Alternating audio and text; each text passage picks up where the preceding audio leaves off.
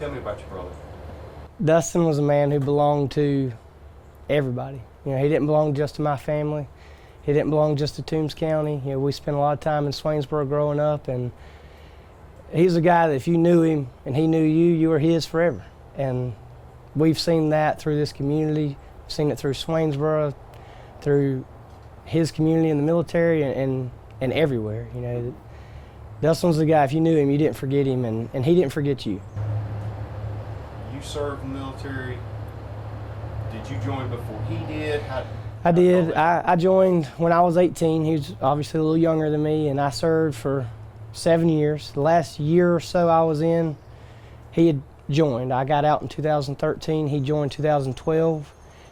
Took him a few years to get in. He waited. He got exactly what he wanted, and I'm glad I got to be a part of that process. And I hope, you know, I can say with honor and pride that I was a mentor to my brother. And you know, he was. He knew what he wanted, and he went for it with the military. And you know, I told my brother every chance I got, you know, I love you. I'm proud of you.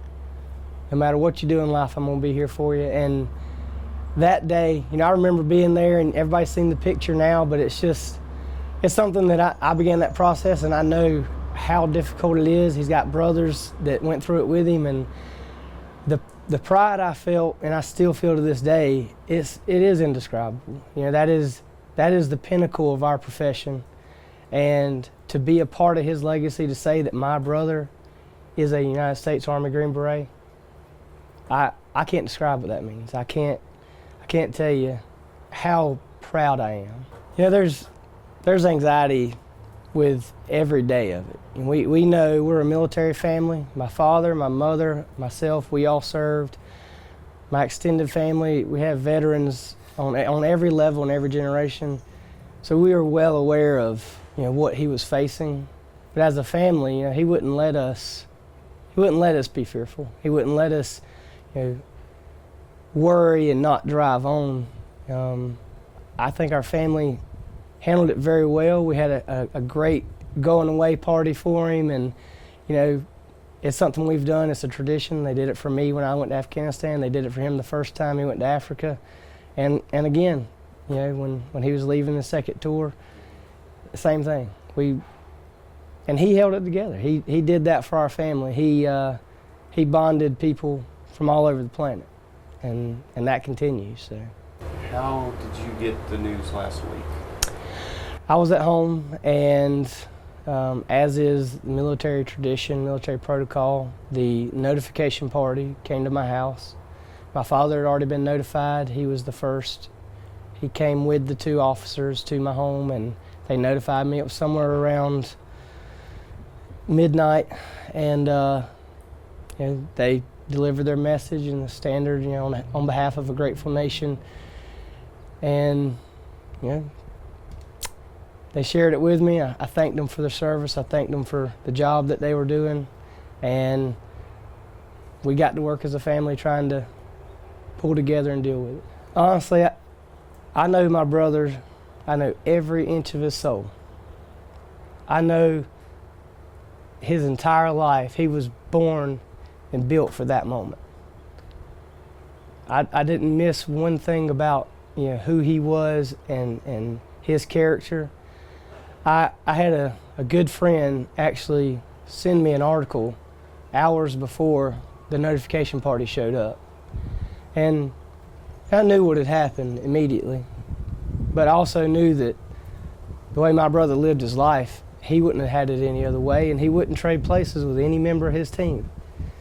And you know, I didn't disbelieve it, because I knew my brother was meant to serve, and he was meant to sacrifice, and it was going to be hard, but you know, that was the truth I could live with, the way he lived his life and the way he gave his life. So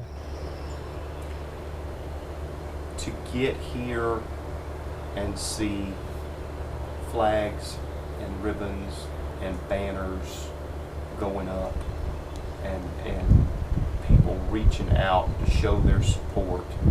Maybe folks didn't even know him, but they knew who he was and they knew what he did. How touching has that been? And there's probably still a lot of it to come in the next few days and week. touching is all this? Well, I can tell you what Dustin would say. He says, y'all are making a whole lot of fuss about little old me. But from my standpoint, it just solidifies his legacy. That, you know, that's who he was. That I guarantee you most of these people did know Dustin. And that there's more to come. There's people all over this state and this country that are coming in. And it means so much to my family and to me because they are part of my brother. And we're getting little pieces of him back from everybody.